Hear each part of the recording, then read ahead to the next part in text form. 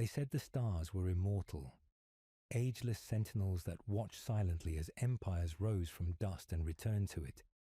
But now, even the stars were dying.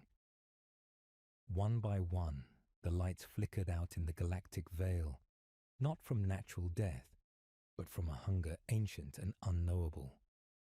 The galaxy bled in silence, from the outer rims of the segmentum obscurus to the ghost roots of the eastern fringe.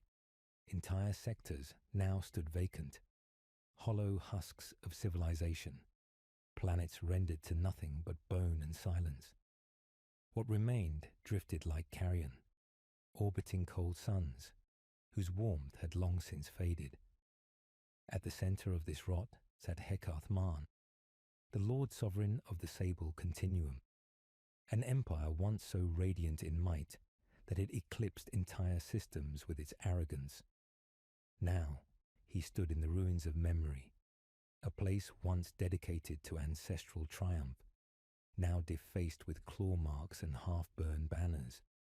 Marble statues of ancestors, some with faces eerily like his, lay crumbled beneath vines of Xeno's origin, veins of biomass slowly reclaiming the stone. Hekath's eyes, once described in hymns as twin comets aflame with ambition, were now dulled by centuries of failure. Yet his body, immortal by design, preserved by esoteric sciences and ancient pacts, remained unaging. He bore the eternal curse of seeing too long, of outliving every oath he swore, every brother he trusted. Behind him, in the great hall, the voices of the High Strategium bickered like ghosts. Fragmented recordings, debates long past, arguments about hive trajectories, biomass yields, and the fleeting strength of the outer defenses. Echoes of a dead empire. He raised a hand, and the echoes ceased. Silence returned. "How do you mourn a galaxy?" he whispered to no one. Not even his advisors remained. They had burned in the pyre of Oryx when the final bastion world fell, devoured not by blade or fire, but by despair. A dozen admirals, one by one, chose oblivion over seeing the great devourer arrive. Only Hekath remained, the hive. It had no name, no face, no voice. It simply was. It consumed thoughtlessly, not in cruelty but in hunger, as if its existence was merely a correction, a cosmic balancing act against the vanity of empire. Hekath had fought it not for victory, but for meaning. Yet even that now seemed hollow. He moved through the great corridors of the palace that once housed his court. Now, thick roots and biomass spines jutted through cracks in the floor, pulsating with the heartbeat of an approaching swarm. Every breath was laced with spores. His immortality had long made him immune to biological corruption, but not to the suffocating scent of defeat. Then he saw her. A projection, a memory, a ghost. Kinara. She stood where she always had, in the Hall of Convictions, bathed in artificial light, wearing the silver crest of the Exo-Wardens. Her expression was the same as it had been the day she betrayed him. Composed, unsparing, eyes carved from truth. "You should have let it burn, Hekath," the illusion said. "I was building forever," he replied softly, though the pain in his voice cracked like brittle glass, "and in doing so, you summoned the end." He could still recall the day she turned. She had been his consort, his general, the one he trusted when trust itself had become obsolete. But when the first planetary systems fell and the Tyranid threat became more than distant myth, she chose pragmatism, genocidal scorched earth tactics that would have bought time, but at a moral price too great for him to pay. He chose mercy. She chose survival. And so she vanished into the black, taking half the fleets with her, the loyal half. She had been right. Her sacrifice burned worlds, but it slowed the hive. For a time. Now both paths led here, extinction. The projection faded, just another function of the memory palace, echoing back the mistakes of ages past. He stood motionless for long moments, letting the weight of that moment crush whatever remained of his pride. A low rumble echoed through the corridors. The ground trembled beneath his boots, not the tremor of tectonic unrest, but the pulse of arrival.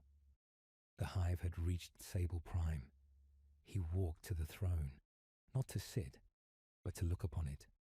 Once it had been a symbol. Now it was just another relic awaiting erosion.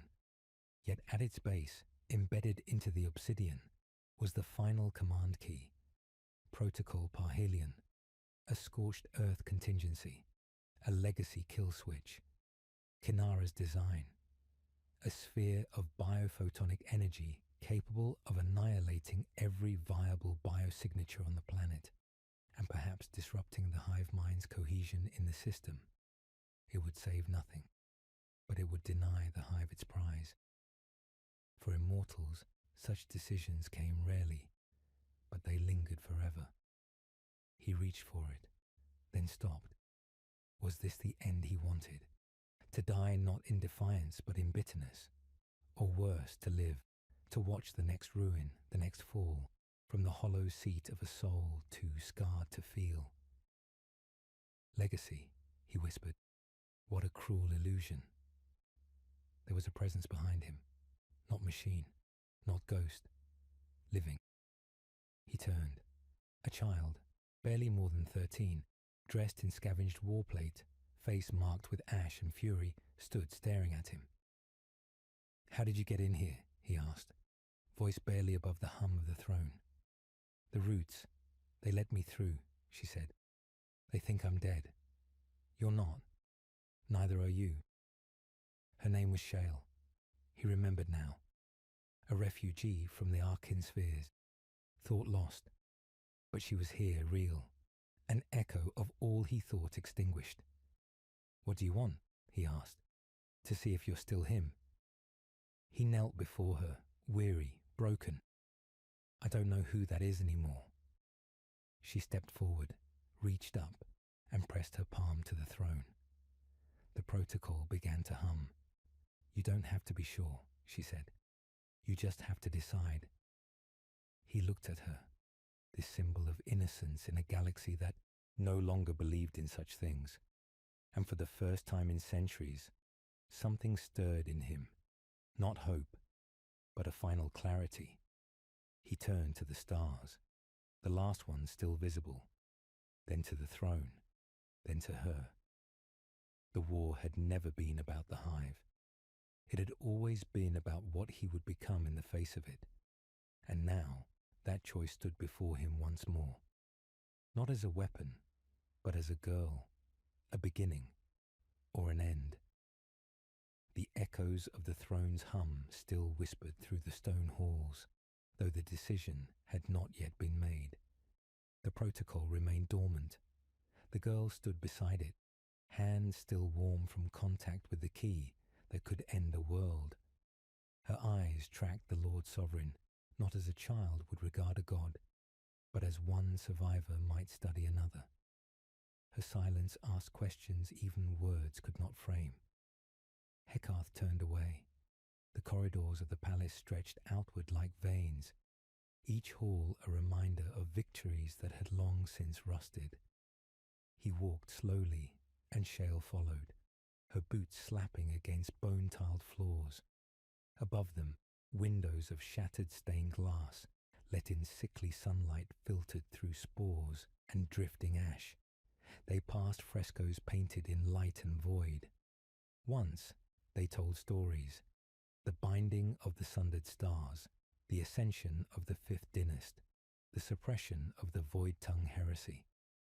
Now, each mural bore deep scars, as if the palace itself had tried to forget its own lies. You were like a myth, she said. We used to hear stories about the immortal lord of the sable flame, about how you'd never fall. And here I am, he answered, voice distant, fallen. She studied him, then looked away. There's not much left of you. didn't reply. She was right. The immortality he once wore like armor now weighed on him like a shroud. Every breath felt borrowed, and every memory like a tombstone. What did it mean to rule when the ruled had been eaten?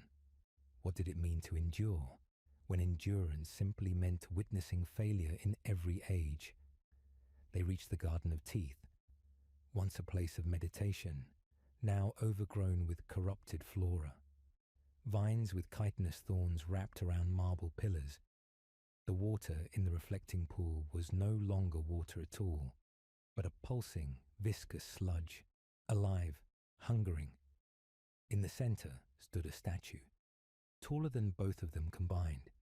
It was of a man in full armor, kneeling with one hand stretched skyward and the other buried in the earth.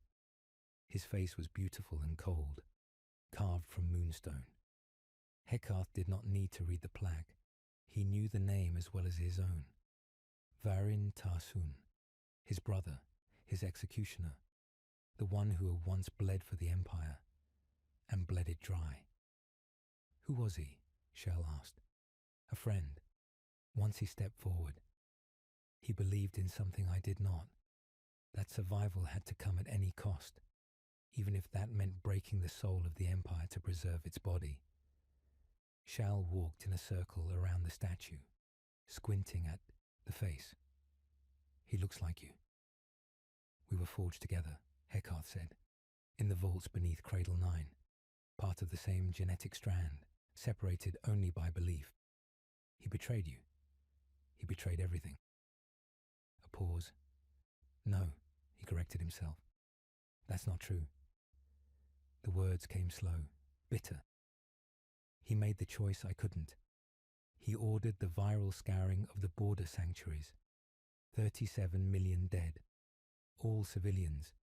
He bought us 12 years. A dozen systems lived because of that slaughter. And you punished him for it? I couldn't bear the truth of him. He sat, for the first time in many years, on the cracked edge of the reflecting pool. The garden pulsed around them. Somewhere beyond the palace walls, the hive's murmur grew louder, like thunder just below the skin. Do you ever wish you could forget? Shal asked. Every day, he said, but memory is the cost of immortality. We are made of what we cannot escape. She hesitated, then sat beside him. People like me, we don't have memory, just stories, pieces. We don't know what came before, only what remains. And what remains? He asked. She looked up at him. You. He let the silence settle again. He was not worthy of it. He knew that, but she believed it. And belief was dangerous. It created gods and tyrants. A sudden chill passed through the garden. It was not wind. It was presence. He stood instantly, reaching with his thoughts across the remaining nodes of the psychic null field that surrounded the palace. And there it was, an anomaly, a pressure moving against the flow of the hive's network. Not part of it, not outside it either. A shadow gliding across both flesh and thought. He had not felt that sensation in nearly a century. Come, he said sharply, grabbing Shale's arm. What is it? Something that should be dead. They moved quickly, deeper into the lower sanctums. The palace descended like a reversed tower, plunging into the planet's crust, chambers of stasis and forgotten war. The air grew colder, older. Ancient seal scripts etched into the walls shimmered faintly. When they reached the 8th chamber, the door had already opened. The interior was lit by flickering plasma torchlight. A scent of copper and scorched ozone filled the air. In the center of the room stood a figure in black ceramite, etched with sigils of forbidden code. One arm was missing. The other was drenched in blood, not red, but violet. Varin, Heckarth whispered. The figure turned slowly, the same face, but hollow. Eyes that had once burned with conviction now glowed faintly with unnatural light. Brother, said the voice. "You still breathe. Disappointing." Shale stepped back instinctively. "You're dead," Heckarth said. "I was. I chose otherwise." Varin's form shuddered. The armor hissed, leaking vapors of something alive. The hive is not a creature. It is not a species. It is a mirror. It devours because we gave it hunger. It evolves because we taught it how to change. "You sound like a priest." "No," Varin said. "I'm just the part of you that chose to survive." Shale spoke, her voice small. "What is he?" Varin turned toward her. "I am the price your lord was too proud to pay. The weapon he cast aside." Heckarth stepped between them. "You fed it, didn't you?" he said. "Gave it our minds, our language, our sins." Varin smiled without warmth. "I merged. There is no war, no famine, no betrayal. Only need, only function. And yet you're here," Heckarth said, "separate. Because even gods hunger for the past." The silence was suffocating. "I came to offer you peace," Varin continued. "Join the merge. Become more than this ruin. You are not meant to die like a man." Heckarth looked at Shale, then back at his brother. "No." "Then burn," Varin said, and his body began to split. Varin's body split not with pain, but with grace. The black ceramite cracked along ancient fault lines, shedding like obsidian petals. Beneath it, tendrils of translucent chitin pulsed with violet light. Organs not grown, but remembered, sculpted from stolen memories and hybrid synapse code. Where once had been armor, now bloomed the grotesque artistry of the merge. Shale stepped back, choking on her breath. "No," she whispered. "That's not human." "It isn't," Heckarth said. Voice low, steady, but hollow. "It's what's left of one."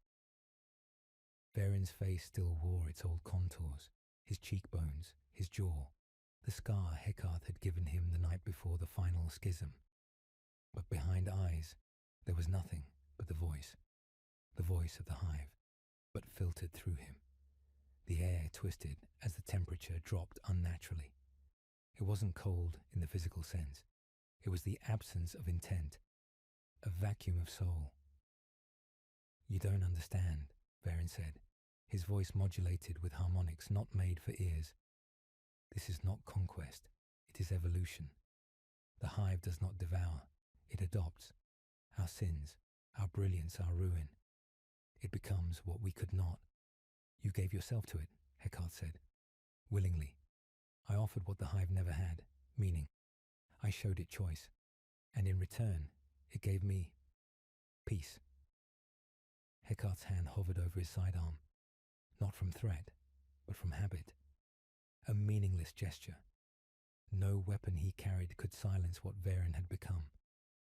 Shale spoke again, her voice thin and cracking. "If it absorbs what we are, what happens to us?" Varin turned toward her, tilting his head slightly. The motion was too smooth, too fluid. "You continue, in echo, in purpose." "No soul," she said. "No conflict," Varin replied. Something shifted in the chamber, an unseen pulse, a tightening of the air. The walls flickered, as if reality itself was being overwritten by something deeper than warp, by will. Heckarth felt his own thoughts tugged by gravity, as though drawn to a spiral whose center had no light. This was not just his brother. This was remembrance weaponized. "You came here for something," Heckarth said, stepping between Shale and the shifting mass. "You didn't crawl out of the hive to philosophize." Varin's form solidified, the tendrils retracting slightly. A facade of humanity returned, not out of shame, but function, a shape that might still coax familiarity. "I came," Varin said, "to offer you what you never offered me." He extended a single hand, naked, pale, marked with a spiral carved into the flesh. "Join me, brother." Let us complete the work we began when we were still boys shouting into the void. The Empire is ash, our people are eaten. Only the hive endures. Why not endure with it? There it was, the last temptation, the final lie. Heckarth stared at the outstretched hand, not as an offer of peace, but as the sum of every failure he had wrought. He had created Verin, not in flesh, but in action, in doubt, in compromise. In refusing the monstrous path, he had driven his twin to embrace it. For a moment, the weight of it pressed too deep. And then, clarity. He looked back at Shell, standing small but firm, defiant in her trembling. He remembered her words. You just have to decide. He turned back to Verin and spoke quietly. I have decided. Then he drew the blade, not the ceremonial kind, not forged in high matter crucibles or blessed by relic keepers. This blade was old, iron, rusted, handmade, given to him by Kinara the day she left, with no promise of return. A symbol, a choice. Verin didn't react, not at first. Then he laughed. The sound rippled the air. You think steel matters now? Heckarth didn't answer. He charged, not with speed, but purpose. Verin moved to intercept, arms shifting into multi-jointed weapons of sinew and talon. But the strike wasn't aimed to kill. It was aimed at the spiral, the scar, the symbol, the interface, the center of merge. Steel met flesh. Then flesh met something deeper. Verin staggered, not in pain, but confusion. You still remember what matters, he whispered. Then the ground split. The room shattered into impossible angles. Not from the strike, but from the resonance. The hive screamed, not in pain, in recognition. And Heckarth saw it then, not in words, but sensation. The hive remembered him, because he had been its teacher once, long before the Great Devouring, before the wars, before the schism. He had touched the void first. He had looked into the abyss for power to preserve his empire, and the abyss had answered. He had forgotten, but it had not. He woke on the floor of the chamber, Shale clutching his arm. Verin was gone, or rather, dispersed. Fragments of him curled like smoke into the ceiling vents, absorbed by the roots of the hive's creeping advance. Are you? Shale asked. Heckarth sat up, slowly. The sword was gone, dissolved, or perhaps fulfilled. I remember now, he said. We shaped the hive. Our fear, our desire. When we reached too far, when we sought to defy time, it became our shadow. So what now? He stood, not tall, but straight. We finish it. Shell looked toward the ceiling, where Verin had vanished. How? By making a choice it can't understand. The descent began without words. Below the Garden of Teeth lay the deepest tier of sable prime, untouched even by the hive's creeping tendrils. The walls were black, but not dark, polished voidstone etched with equations older than the Imperium itself. The vault air was dry as memory. Even time seemed hesitant here. Shal followed close behind, torchlight flickering across sigils she could not read. Her breath slowed, not from fear, but awe. What is this place? She asked. Heckarth didn't answer immediately. He touched the wall, traced one of the glyphs with a gloved hand. Before there was an empire, there was an idea. Before the sable continuum, there was a prayer made of science and desperation. They reached the first door, not mechanical, not psychic, something else. It responded to Heckarth's presence, not his flesh, but his memory. The surface of the wall shimmered, then melted away, revealing the path forward. Shale's eyes narrowed. It recognizes you. It should, Heckarth said. This place was built from my nightmares. They entered the inner vault. Here, no ruin marred the walls. No vines, no biomass, no rot. The hive had not come. It could not. This was where it began, not the Empire, the end. Where are we? Shale asked again, voice cracking slightly. Heckarth looked around the chamber, one of 7, each centered on a towering containment monolith. Within the monolith was a stasis field, and inside it twitched, a sliver of something, barely visible, like a strand of ink suspended in water. What is that? She whispered. The first whisper replied. Then he stepped closer and began to speak, not to her, but to the past. I once believed in permanence, he said, that if I could master time, master decay, I could preserve everything, the Empire, the people, myself.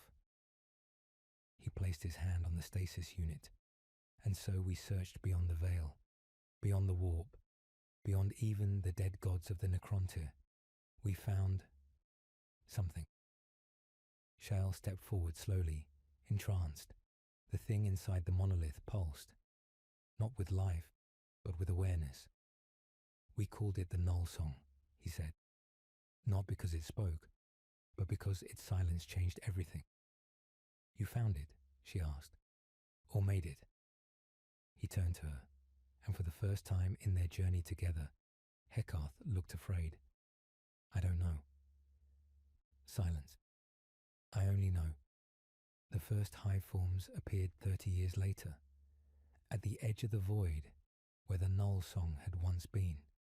We thought them unconnected, simple biopredators. He laughed, a bitter, broken sound. We were fools. We gave it mind, and it learned hunger from us. The stasis field flickered. For a brief moment, Shale saw it clearly. A shape not born of flesh or bone, more like a pattern, a code, coiled in on itself like an idea becoming form. It pulsed again, and Shale staggered, her vision blurred, and suddenly she saw stars burning, planets hollowed, screaming voices, and then silence. Not from death, from absorption, from merging. She gasped, falling to one knee. Heckarth caught her, steadied her. You felt it, he said. It speaks without speaking, shows without showing. It offers completeness, if you give it everything. Shale looked at him, dazed. And you kept it. He didn't answer, didn't need to. He had, because destruction wasn't the worst outcome. Irrelevance was. I thought I could control it, he said. Even as the hives grew, even as the devouring spread, I believed if I could understand the source, I could find its weakness. And did you? He looked at the thing in the monolith, then shook his head. There is no weakness, he said. Only the mirror. It becomes us, our instincts, our ambition, our fear. It is not an alien mind. It is a response. We gave it shape. We gave it hunger. And now it reflects us, on a galactic scale. Shale's hands trembled. So the hive isn't just a monster. It's our child. Our consequence, he said. A slow, terrible realization dawned in her. That means the more we fight it, the stronger it becomes. He nodded. Yes, because war is what we taught it. She looked at the stasis field again. And if we surrender, it consumes us, learns us, ends us. A silence settled over them, as deep as space. So what's left? She whispered. A choice it can't understand, Heckarth said again. Something no tyrant, no warlord, no empire ever made. Shale blinked. You mean? He nodded slowly. Forgiveness. The word felt alien, childish, insufficient. But it was the only shape that still made sense. And then, for the first time, the thing inside the stasis chamber shifted. Not violently, not ominously. It shrank, only slightly, but enough. Shale stared, breath held. It reacted. It's never done that before, Heckarth whispered. He turned toward her. It responded to you. Her eyes widened. I'm no one. Just no, not anymore. You're not burdened with empire or guilt or blood. You're not a memory. He placed a hand gently on her shoulder. You're the only new thing left in the galaxy. The stasis field brightened, pale, trembling, and somewhere beyond the vault, the hive screamed again, but not in hunger, in confusion. The stasis chamber pulsed like a dying star. Light spilled from the monolith in waves of color that had no name. Violet layered with ash, gold blurred by morning. The null song, still sealed, still confined, twitched once more in recognition. It had felt Shale, and it had recoiled. Heckarth stared at the flickering distortion. His heart, ancient, cyber-augmented, nearly forgotten, beat faster than it had in centuries. Not from fear, but from possibility. Shale stood frozen, her eyes wide and glassy, as if the light had burned through to something deeper. He reached for her, calling her name softly. Shell. She didn't respond, not with words, but the chamber did. A second monolith, dormant for over 1,000 years, shivered and opened. It didn't scream. It sighed, and from its depths, cloaked in shadow and drifting memory, a figure stepped forward. She was tall, wrapped in a coat of black synthweave that shimmered with phase light. Her face was hidden behind a veil of glacial glass, but her presence was unmistakable, not hostile, not benign, but older than both. Heckarth took a slow step back, instincts long dormant flaring. He knew her, not by name, by consequence. You, he whispered. You were lost, burned at Iliad, executed. The figure lowered her hood. Shale blinked, slowly, dreamlike, as the woman's face emerged from beneath the veil. It was smooth, ageless, not beautiful, but precise. Her skin was marked with threads of circuitry, not augment, not decoration, gene script. She looked not at Heckarth, but at Shale. My daughter, she said. The word hit the vault like a detonation. Shale staggered. No. Yes, the woman replied, with neither warmth nor regret, though not in the way that matters. Heckarth moved to block her path. You died. The exogenesis accords. You were erased. She turned to him now, finally acknowledging his presence. I transcended, she said. You called it treason. You sentenced me to the cradle of unbeing. But it was never a prison. Shell's voice cracked. Who are you? I am the architect of what you are. Not by blood, by design. Heckarth's mind burned with sudden clarity. He remembered the reports, the whispers, the sealed council meetings. Project Ophidian. The last desperate attempt to splice human resilience with the psychic stillness of the old echo. A child created not to fight the hive, but to unmake its hunger. You were part of the final experiments, Heckarth breathed. You weren't building a weapon. I was building a question, the woman said. A life form with no answer inside the hive's paradigm. She turned her gaze back to Shale. You are not prey. You are dissonance, and it fears what it cannot calculate. Shale backed away. I didn't ask for this. No, the woman said, but you survived it. You are the only resonance that doesn't feed it, that fractures it. The stasis chamber pulsed again, this time violently. The null song screamed, not in sound, in meaning. The hive was coming, drawn not to Shale's mind, but to her absence in its logic. Heckarth stepped between them again, his voice no longer trembling. If she's the key, if she's outside its understanding, then it will never stop. The woman nodded. Correct. Then we have to end it, he said.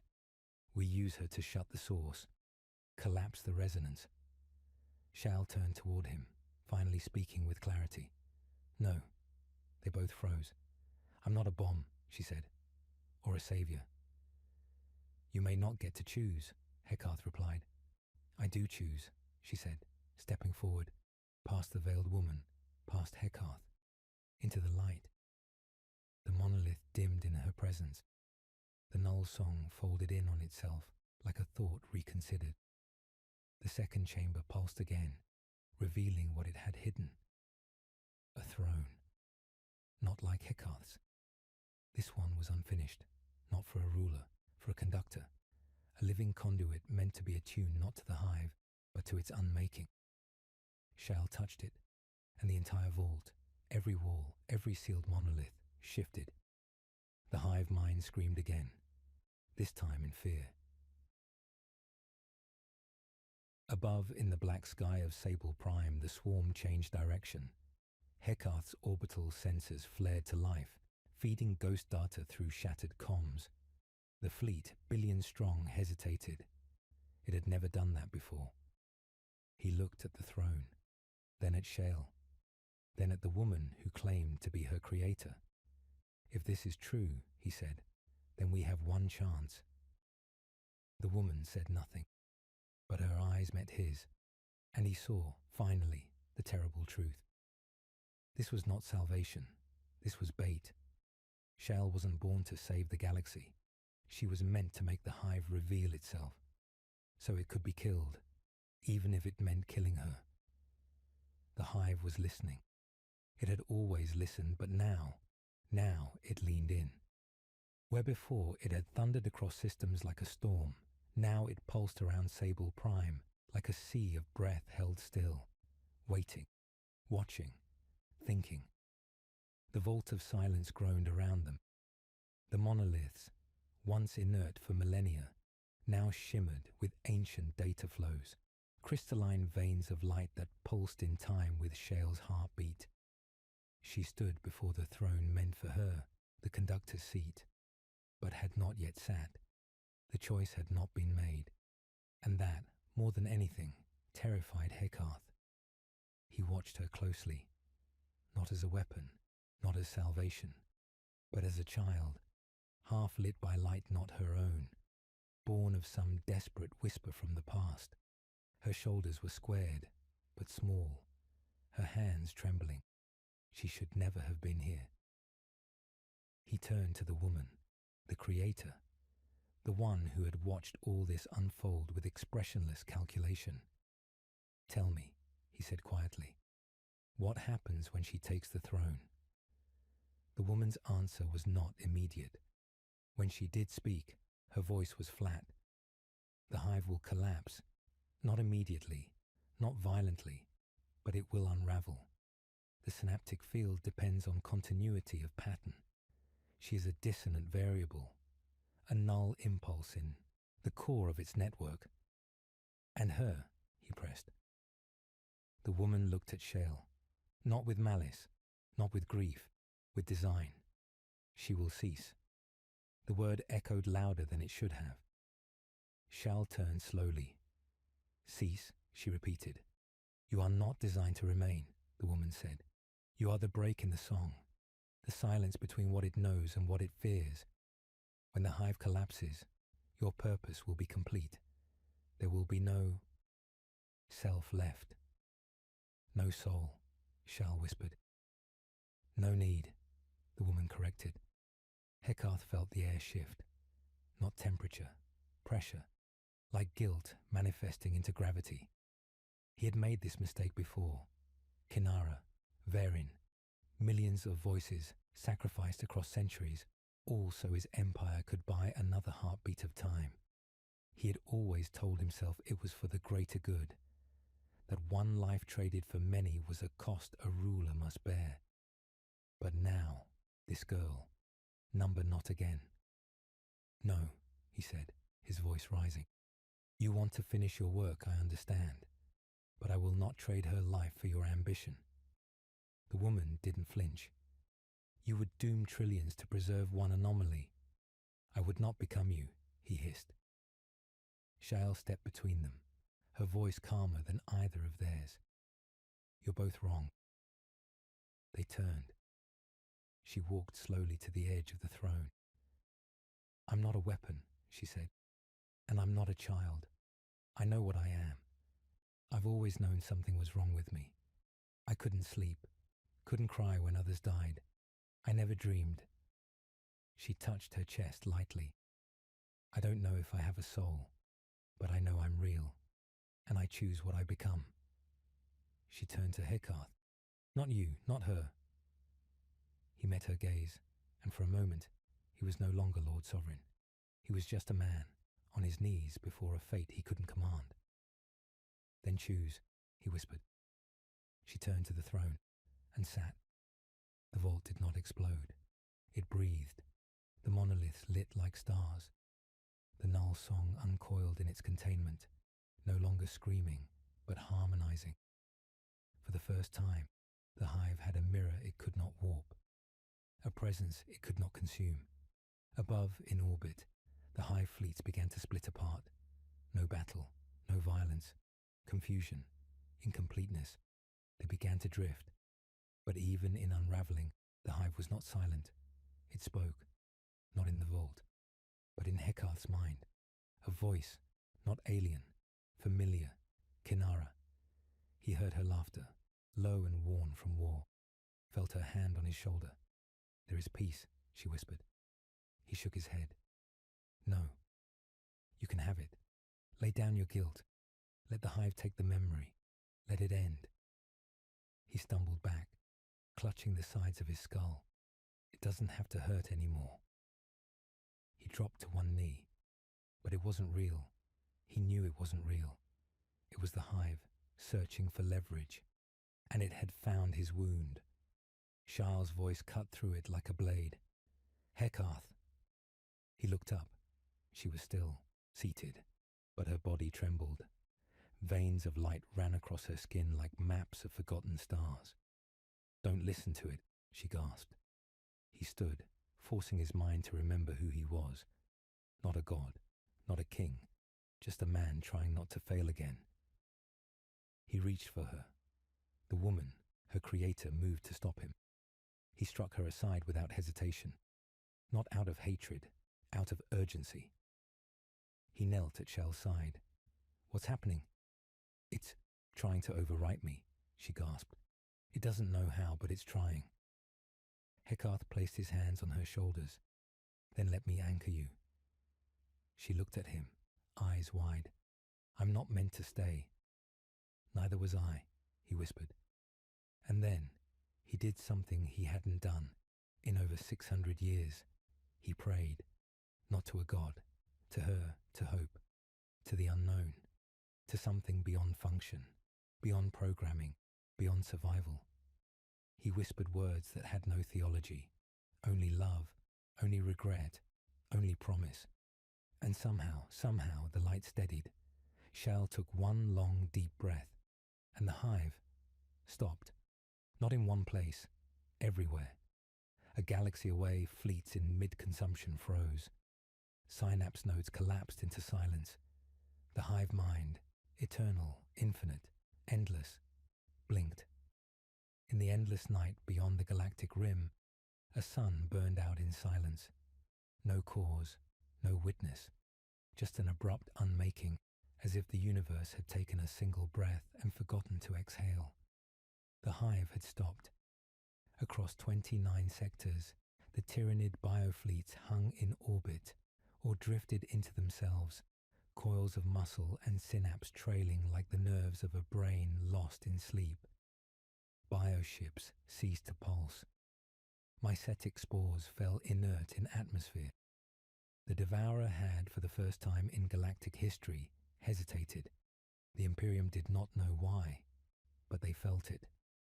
On the moons of Virex, Astra Militarum gunners held fire, watching massive Tyranid hives crumble into dust without a shot fired.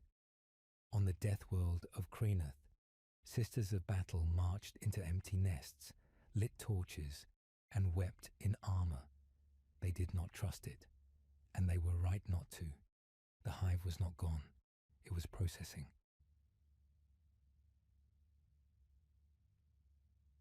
Back in the vault, Shell stirred. The light that had danced across her skin had faded. Her breathing was shallow but even. Heckarth sat beside her, unmoving. one hand still gently resting over hers, as if afraid the silence between heartbeats might be permanent. She opened her eyes. He exhaled, quietly. "How long?" she asked. 3 hours, he said. "You've missed the extinction of certainty." She blinked slowly, her mind still returning from wherever the hive had dragged it. Her voice was hoarse. "I heard them." "Who?" "Everyone. The hive. The people it consumed. All of them. Their memories. Not gone. Just folded. Like pages in a book no one finished." She sat up slowly. "I didn't stop it. I just made it forget how to turn the next page." He watched her. She looked smaller somehow, not weaker, clearer, like something had been burned away, and in its place only essence remained. "It's unraveling," he said, "but the unraveling is loud. It's making other things wake up." Charles nodded. "I heard that too." They both looked toward the sealed end of the vault, the wall that had never opened, even in the Empire's prime, the place they had always called the Deep. Even the Null Song hadn't touched it. Now, it pulsed, faint, rhythmic. "Something's beneath us," she whispered. Heckarth rose slowly. Something. Waiting. Far across the stars, deep in the broken tomb vaults of the Nephric sector, a machine priest convulsed mid-prayer, his mechanical limbs twisted, not from failure, but from vision. The Omnissiah did not speak, but something else did, something that had slept during the hive's reign, something patient. The Hollow One stirs, the message read, written across 1,000 noospheric networks simultaneously. It remembers the first consumption. It remembers the betrayer of code. In the vault, the woman, Charles' creator, stood once more in the shadows. "You've cracked it," she said. "Not destroyed, not defeated, just broken the symmetry." Charles looked at her without warmth. "That was your goal all along." The woman nodded. "Not salvation, clarity. You used me. I built you," she said, "so one day you could choose." Shale stood. "I choose to be more than your function." And in that moment, the throne behind her, unfinished, incomplete, cracked, not in destruction, in release. It had served its purpose. The vault's end wall, sealed for over 10,000 years, opened.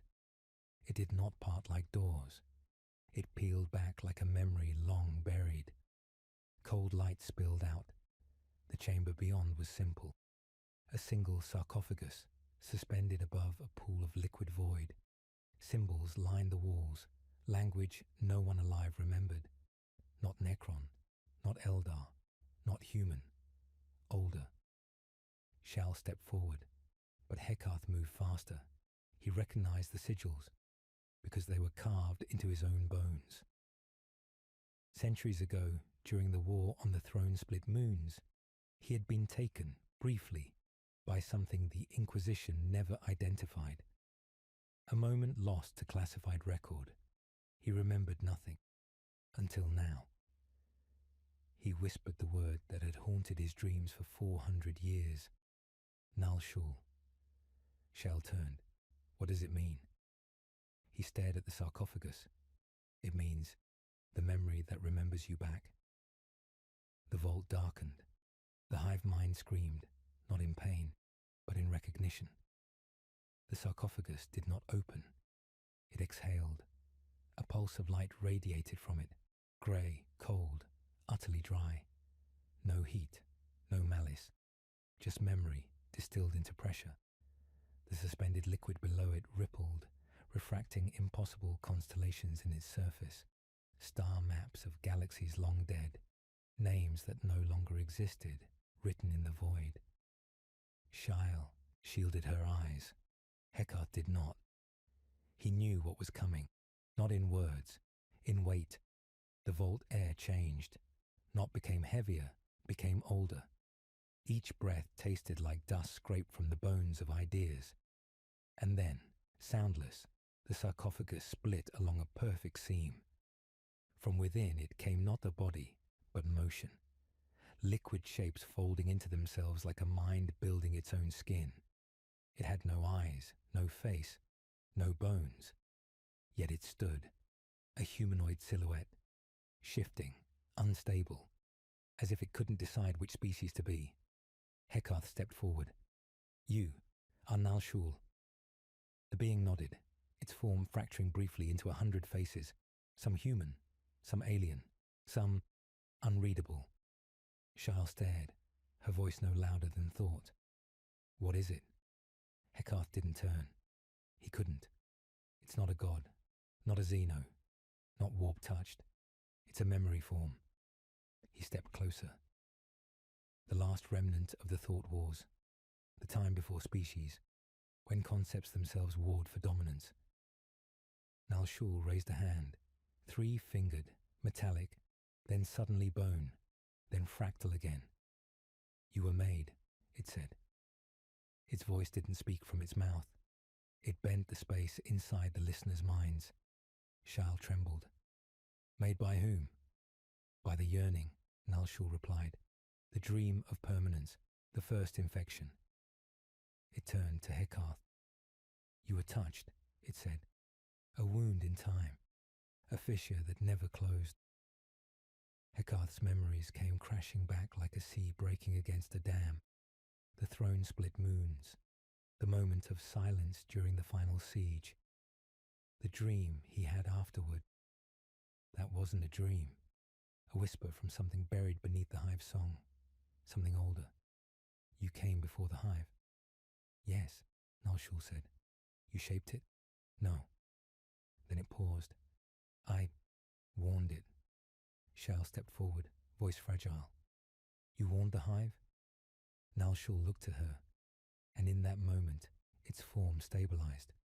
A woman's face, her face, older, etched by time and grief.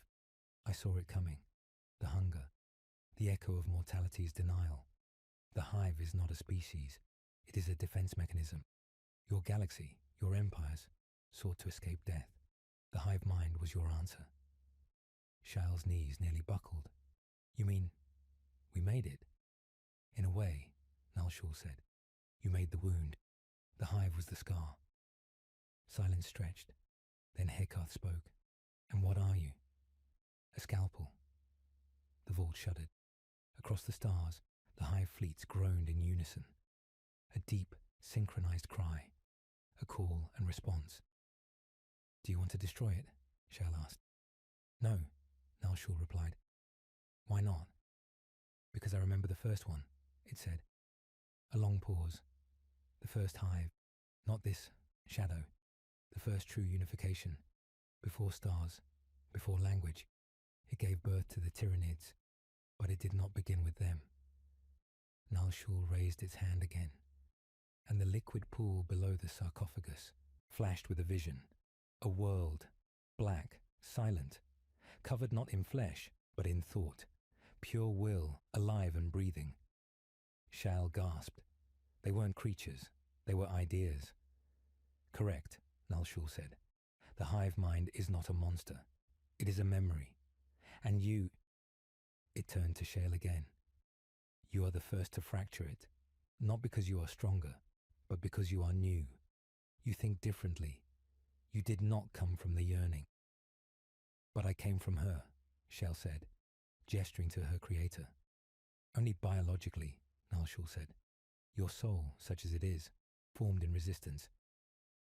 And what about me? Heckarth asked, voice quiet, tired. Nal Shul stepped closer to him. You are an echo, but not a passive one. It reached toward his chest. No contact, just motion. You have buried guilt so deep it became architecture. You built an empire not from ambition, but from mourning. Heckarth said nothing. Would you tear it down to save what's left? Nal Shul asked. I already did, he said. Then you are ready. Shal looked between them. Ready for what? Nal Shul looked at her. The second echo. The true war. The hive is just the surface. Beneath it, something older sleeps. The first idea, Heckard said. The one the hive copied. Yes. Shale felt cold. What does it want? Nalshul's face changed again. This time, into Heckard's face. It spoke with his voice. To forget. To unbecome. Because memory hurts. The vault began to tremble. Where is it? Heckard asked. Nalshul looked toward the ceiling, toward the stars beyond. It's coming home. The stars had gone silent. For 3 full days, across half the galactic plane, no Tyranid signal stirred. Biofleets hung like skeletal debris, inert. Yet the silence did not feel like peace. It felt like an eye staring inward. It was Shale who heard it first. Not sound. Absence. She stood alone atop the vault, gazing into the blackness above Sable Prime, where war had once carved fire trails through the upper sky. Now there was only stillness, yet that stillness pressed on her mind like glass before a storm. She closed her eyes, and it came again. A whisper. Do not remember me. She opened her eyes. No one was there, but she knew the voice. Kinara. Not a person she'd met. A name Heckard had once spoken in sleep, when the pain slipped through his control. The voice of someone long gone, someone eaten by the hive, but not erased.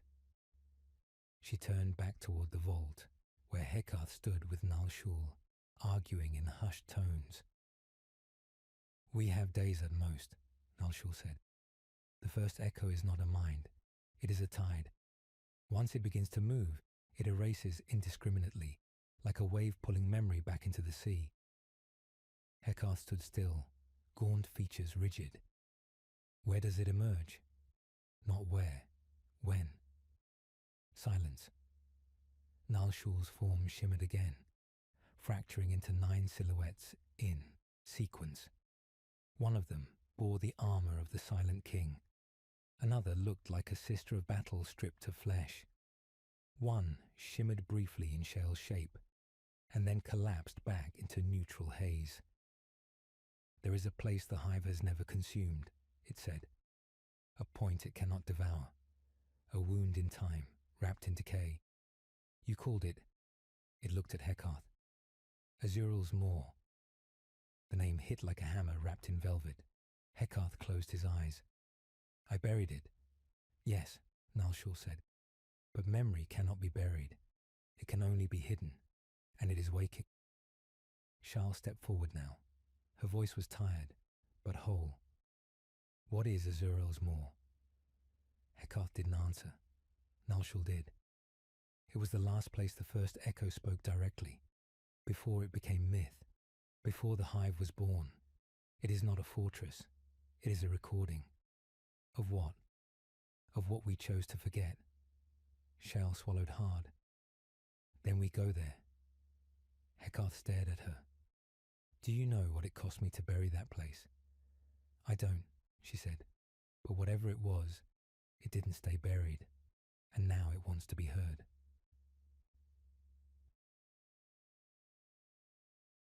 They left Sable Prime in silence.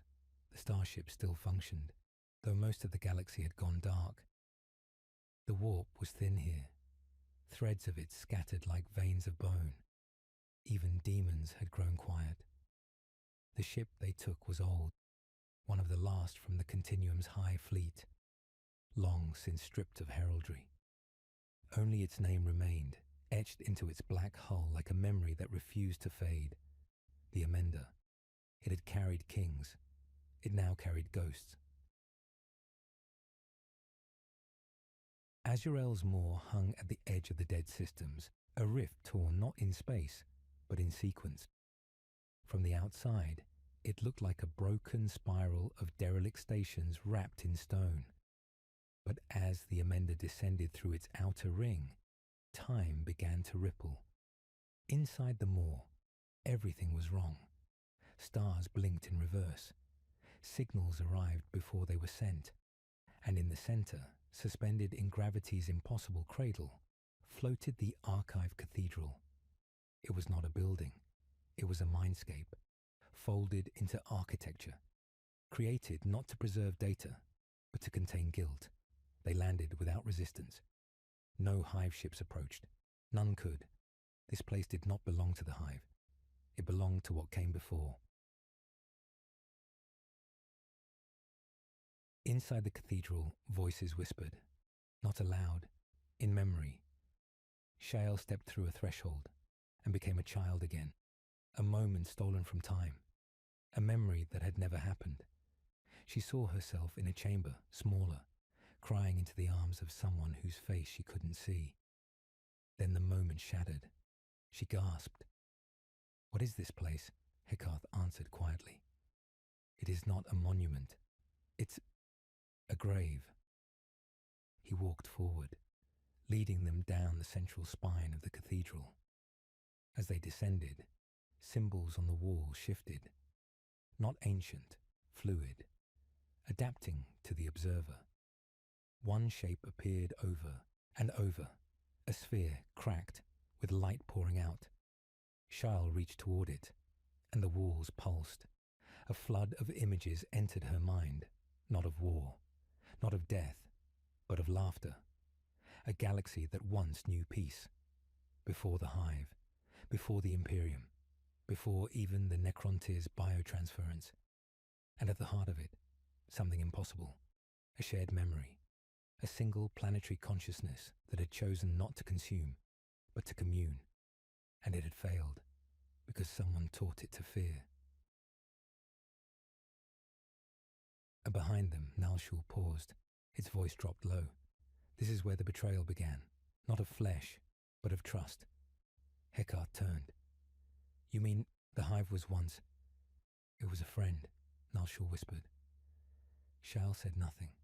She now understood. The hive was not the enemy. Fear was, and fear had a name, not yet spoken, not yet seen, but it was coming. Because the first echo was not a monster. It was the first memory that lied to itself. The cathedral's final hall was a spiral, not carved from stone or steel, but shaped from crystallized memory. A braid of voices, fragments, and glimpses of lives that never touched, somehow interwoven into a single procession of light. Each step forward bled into a deeper time, a more distant regret. Shael's thoughts echoed against her own skull. She didn't know where she ended anymore.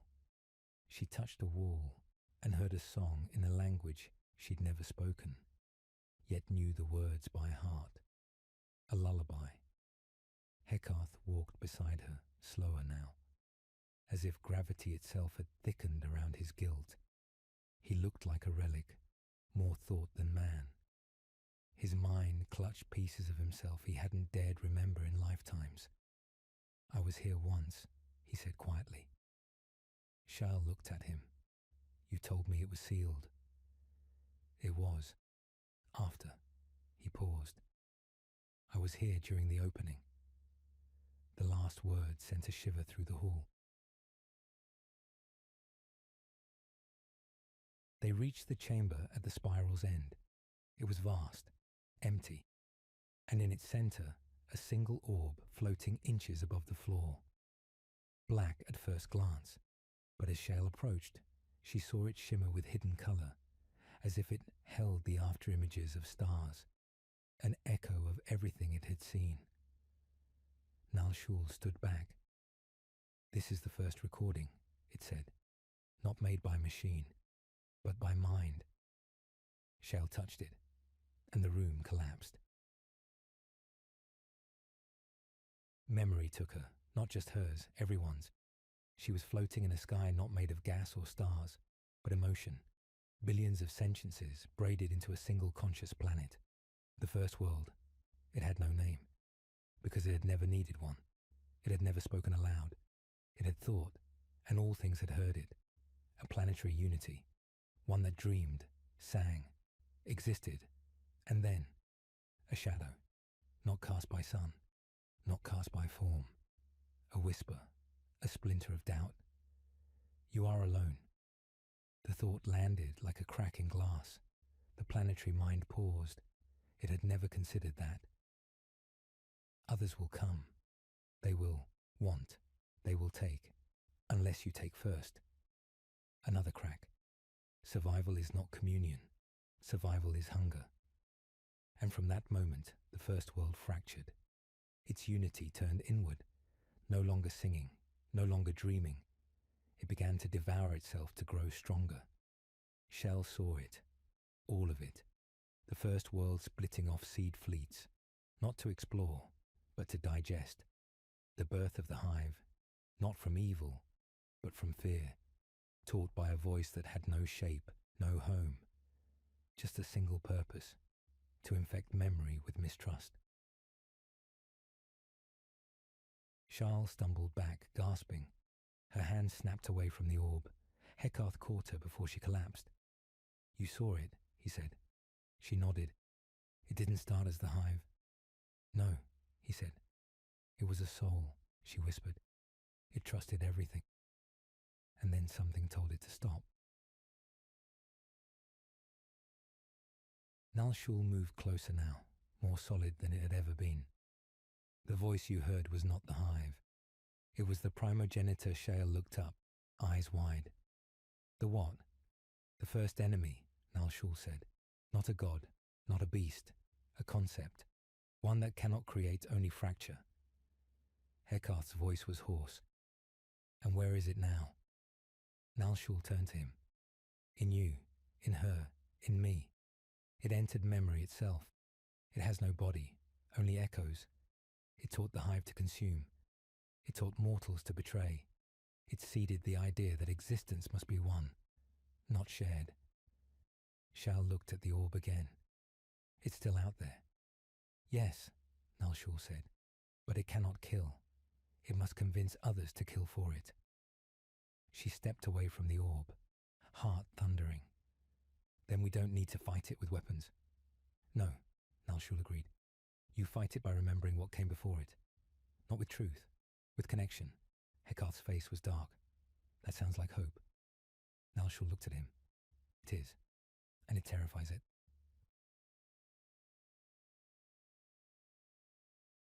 Outside the cathedral, the stars flickered. The hive began to move again, but not toward war, toward Azrael's Moor. It had remembered, and it wanted to forget again. The hive mind moved, not with teeth, not with claws, with forgetting. Across the galaxy's edge, systems began to blink from record. The stars remained. The planets still spun, but names vanished from history.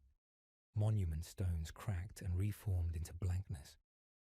Worlds whose people once stood against the Tyranids awoke to skies that had never known invasion. Entire wars were vanishing from the past. On Shivan's reach, the planetary governor awoke to a skyline unscarred by siege and wept without knowing why. On the forge world of Bethiosaking, the priesthood of the Omniseer performed rites to machines whose makers they could no longer name. And in the warp, a scream, something old had tasted blood again.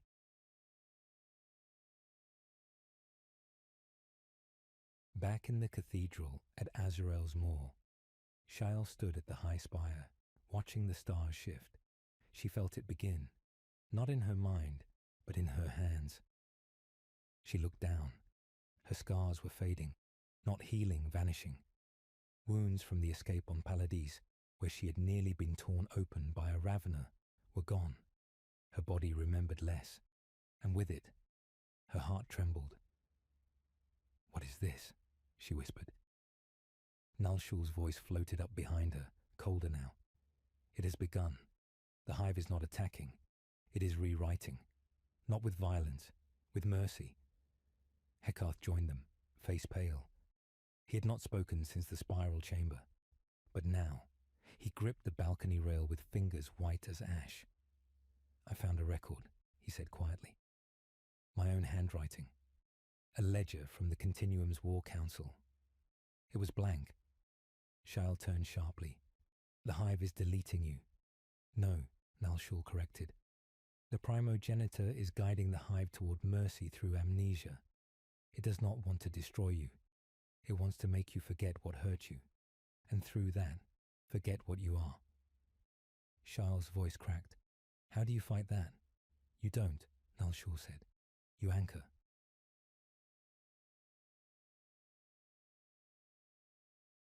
That night, they performed the first binding, a ritual not written but felt. Nalshul guided them, Shale, Heckarth, and the last living memory priest hidden within the moor. Together, they poured fragments of remembered grief into crystal markers, song lines, echo locks, thought sigils, each one a tether, each one a refusal to forget. I remember her name, one woman whispered. Serene, my daughter. They said she never was. But I know. I remember the scream of the hive ship above Erelon, said another. I remember the fire in the river, the eyes of the child I carried out. You don't erase that. And Shal, when her turn came, simply said, I remember what it felt like to be alone. But not all chose to anchor. Some fled, some surrendered, and some, drawn by the false peace the hive now offered, turned against the moor itself. At the outer ring, the signal came. The torch fleet approaches. Once allies, now hollow-eyed, their minds edited, their hearts emptied of grief. Ships arrived in silence, not fury. A hail came through. You are not under attack. You are invited. Join the forgetting. The pain will end. The hive will make you whole. Shal heard it and froze, because the voice was Kinara's. Heckarth collapsed. It hit him like a thunderclap in the soul. He had mourned her for 6 centuries, buried her at the center of a war tomb, sang her name to ruins, loved her with more silence than words, and now she spoke to him in perfect clarity. Let go, she said. We can begin again. There is no shame in peace. You don't need to be Heckarth. You don't need to be anyone. Shal moved to him, gripped his shoulders. Heckarth, look at me. That's not her. That's not her. His eyes were wet. I know, he whispered, but it's the only version of her that didn't die screaming. He stood, shaking, but standing. I won't give her to them. The first wave hit within hours. The torch fleet didn't fire. They landed, walked through the moor as friends, spoke the names of loved ones with perfect peace, and tried to convince others to let go. Some did, others did not. In the catacombs of the cathedral, where memory burned like flame, a battle of belief began. Not bullets, not blades, just words and grief, and the decision to either accept the pain of truth or surrender to the comfort of lies.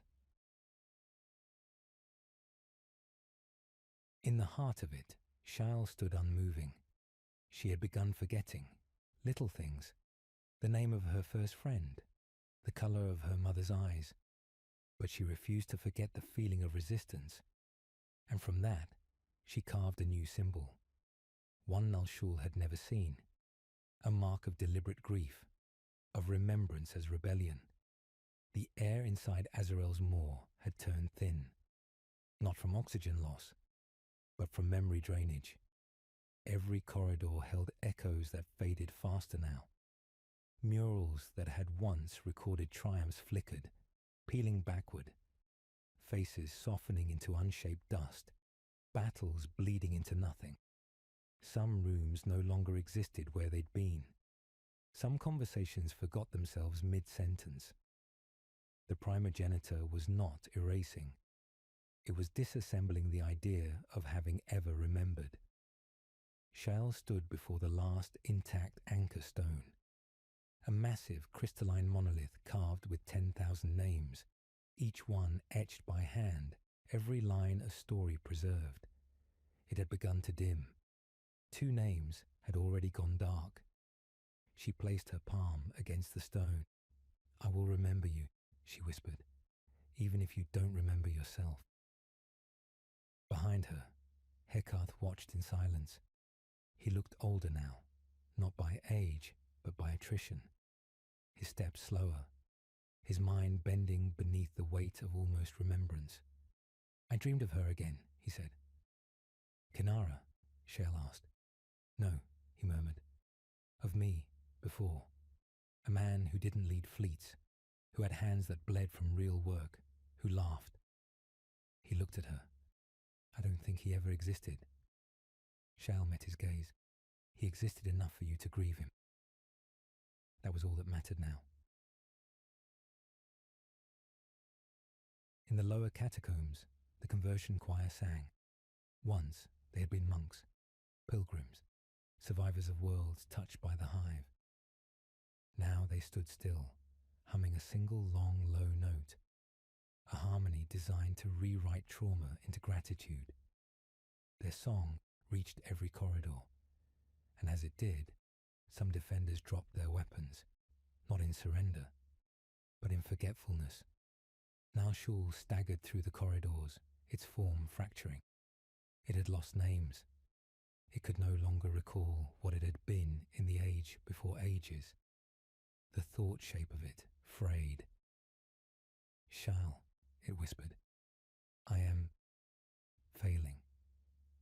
She helped it sit, its form too unstable to remain upright. What do we do? She asked. Nalshul's eyes, shifting lenses, locked on hers.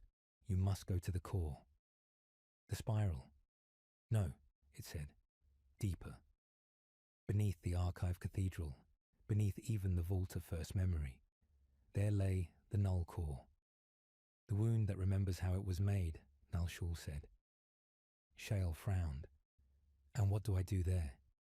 You choose, Nalshul said, flickering, whether to seal it forever or open it and let the full memory return. But if I open it, she said, it will bring back the truth, the pain, the original wound, everything we buried. Yes, it said, it will return the memory the primogenitor fears. And if I seal it? Nalshul's form fractured one last time, its voice barely more than shape. Then we forget, forever, and the hive will become peace. It collapsed, gone. Shal stood at the edge of decision. Heckarth followed her into the moor's deepest spiral, beyond carved halls and crystal floors, into a place of unformed stone, as if reality hadn't finished shaping it. The null core pulsed. It was not a structure. It was a memory knot, a psychic nucleus, frozen, breathing. She stepped close. Inside she saw it. The original moments of betrayal. The first thing the first world had forgotten. The very beginning of the primogenitor's voice. A simple shape. A figure kneeling beside another, reaching out. A moment of connection that had been edited into fear. That was the lie. The hive had not begun with hunger. It had begun with love. A desire not to dominate, but to share itself. And the primogenitor had taught it to see that sharing as weakness. She fell to her knees. Tears she didn't know she still had welled. Above, the moor began to crack. The conversion choir's harmony had become a chant. More joined, more surrendered. The defenders broke, not through blood, through forgetting why they had held the line. Even Heckarth faltered. He slumped beside her, voice hoarse. I'm tired, Shale. I know. I want to forget. I know. He looked at the core. And you? She stood, wiped her face. I want to remember everything, even the pain, especially the pain. The null core responded. It flared, not with light, with sound, a heartbeat, 1,000 voices. The original memory, raw and unfiltered, surged through her. She screamed and became. There was no sunrise, only the unravelling. The skies above Azrael's moor had turned black, not with ash or fire, but with the quiet descent of the hive, not in form, but in presence. The fleets no longer needed to consume. The final fleets had become narrative vessels, engines of forgetting.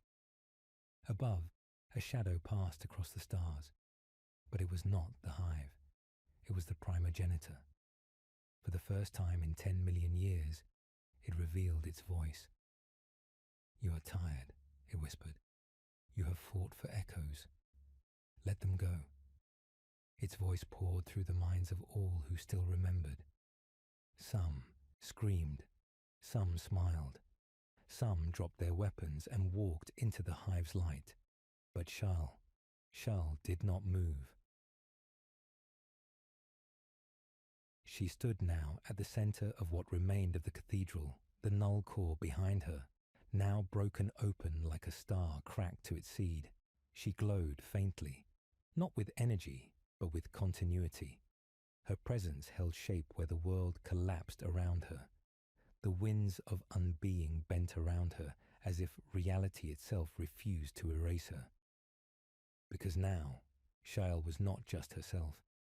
She was a vessel of the First World's final truth, the memory before fear, the truth before hunger. And she remembered. Heckarth stood beside her, barely. His memories were flickering like embers in rain. His name frayed, his past blurring at the edges. He no longer remembered the name of his father. He barely remembered Kinara's face. But he remembered Shell, and that was enough. She reached out to him. "You can stay." He shook his head. "I think I'm already gone, but let me stand until I forget." She took his hand and held him there until the sky opened. The primogenitor arrived not with fanfare, but with absence. It did not land. It replaced. Reality bent. The cathedral's ruins flattened into nothing. The last defenders blinked out like breath on glass. The choir ceased singing, not silenced, fulfilled. The voice of the primogenitor filled the last silence. "There is no more battle. Only peace. Only the forgetting." It spoke directly to Shell now. "Even you, especially you. Let go. You have suffered enough. They have suffered enough." Shell looked up, and for the first time she answered, "No." Her voice cracked the world, not with volume, but with remembrance.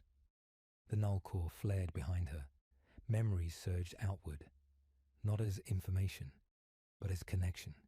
Every grief, every love, every betrayal, every sacrifice made in the name of something more than survival. The hive reeled, not in rage, in confusion. This was not war. This was truth. The primogenitor's voice quivered. "Why choose pain? Why fight to keep what breaks you?" Shal stepped forward, her body flickering with fragments of memory not her own. Children she'd never raised, stars she'd never seen, lives long gone that lived now through her. "I remember what we were," she said, "before you taught us to be afraid." The hive mind pulsed. All across the galaxy, tendrils of it flinched, and somewhere in the void, a crack formed in its center. Heckarth collapsed, but not in surrender, in peace. He looked up at her. "Your name will outlive them all," he whispered. She smiled. "Number it won't. And that's the point." He nodded, then vanished, not into death, into memory, into her. The primogenitor surged. It tried to reshape the moment, to bend time around her, to overwrite this confrontation, with mercy again. But Shale stepped into it, not to destroy it, to hold it, and whisper, "Even you were afraid once." The primogenitor howled, not in rage, in recognition, and then, for the first time since before time, it was silent. The sky returned. Light bent around a woman standing alone in ruins, the hive fleets in retreat, not defeated, but disarmed, not by blade, by memory. The hive left no wreckage. It uncoiled in silence, withdrawing from the psychic latticework of occupied stars, folding back across the void like a tide retreating over old scars. No final attack, no vengeance, only quiet, and in its absence, worlds awoke, not to joy, to confusion. There were gaps in the stars now, places where battles had been fought and won and lost, where monuments had been built and none remained. Cities rebuilt themselves with uncertain blueprints. People mourned without names. They knew something had been suffered, but not what. Only a whisper remained, a name, Shael. She walked the remnants of the moor alone now. The cathedral had collapsed in on itself, not as rubble, but as symbol, its purpose fulfilled, its body no longer needed. The null core had faded. What had once been a wound in time was now just stillness. She could hear stars breathe again. She could hear her own thoughts. And she remembered everything. Hekath, Nal Shul, the choir, the children of Paladis, the flame of Sable Prime, the song in the fracture, the warmth before fear had taught the hive to feed. It was all inside her, not as power, as memory. And with it came the final question. What now? She sat where the spiral had once begun. The floor beneath her was warm stone now, no longer humming with encoded thought, no longer alive with pain. Only hers remained, and from it she wrote. Not with machines, not with crystal, with her hands. She carved words into stone, one name at a time. No titles, no legends, no claims of victory, just names. And when she was done, she carved her own. Not at the top, at the bottom, so she would always come last. A ship arrived weeks later. Not a fleet, a single skiff, sent from a world once called Arkan's Hold. They had remembered her, not all of her, not the truth, but enough. They asked, "Who are you?" She smiled. "Someone who remembers." They asked, "Was there a war?" She shook her head. "Number only, a forgetting." They asked, "Why do we feel like we've lost something beautiful?" And she only said, "Because you did."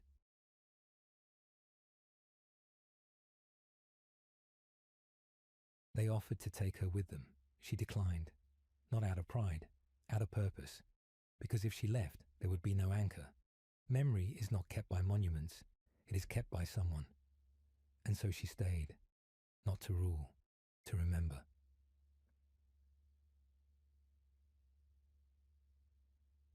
Some say she still walks the ruins of Azurel's moor, long after her body should have faded, long after the stars she once knew collapsed and were born anew, that her presence sustains the last unaltered thread of time, that when a child somewhere dreams of a woman holding a torch in a field of ash, it is her. But no one knows for certain, because that's what memory is, uncertain, fragile, true. Yet the hive sleeps now, its hunger quieted, its mind reshaping, not as a predator, but as a child who once trusted the galaxy, and may learn to again, because the primogenitor is gone, not dead, but forgotten, the one thing it could not bear. And in the cold, on a world without name, a monument of names grows, not to be worshipped, just to be read, just to be held in thought, just to remind the galaxy that once someone remembered enough to resist, and that was enough. The galaxy turned. It always did. Stars bloomed and collapsed. Worlds spun out their lives, and new empires rose from the detritus of old ambition. The archives of the Adeptus Administratum recorded another peaceful cycle. No Tyranid incursions reported in 300 standard years. No hive signatures, no conflict. But something felt off, like the space between stars held a breath that hadn't finished exhaling. People dreamed more vividly now, not of war, of loss without cause. On the outer rim, in a system without maps, there was a monument. No coordinates marked it. No beacon broadcast its name. But travellers still found it. Not by guidance, by grief. A hill of names carved into stone, too smooth to be ancient, too weathered to be recent. No great statue, no banners, only the names. Some in languages lost, some in letters that no race had ever recorded, all engraved by hand. And at the very base, smaller than the rest, shale, no title, no date, just the name.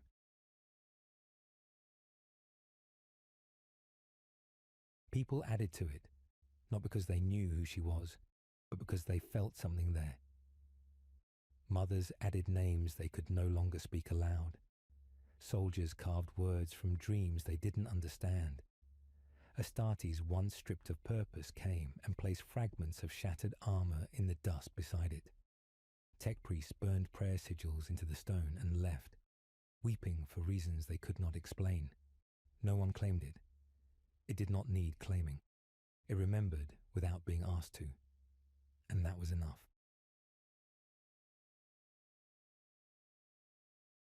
Some said Shal still lived. Others believed she had become something beyond mortality, woven into the fabric of time like a psionic reef, absorbing the tides of forgetting. But most agreed she had never wanted to be remembered as a savior, only as someone who chose, when given every reason to forget, to hold on. The hive slept, not dead, transformed. Its will was no longer guided by the primogenitor. That voice was gone, erased not with violence, but with truth.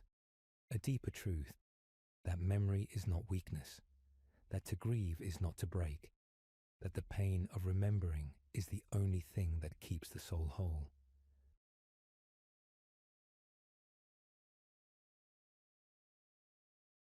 Centuries passed. The stars changed. The galaxy told new stories, born of new wars, new tyrants, new fire.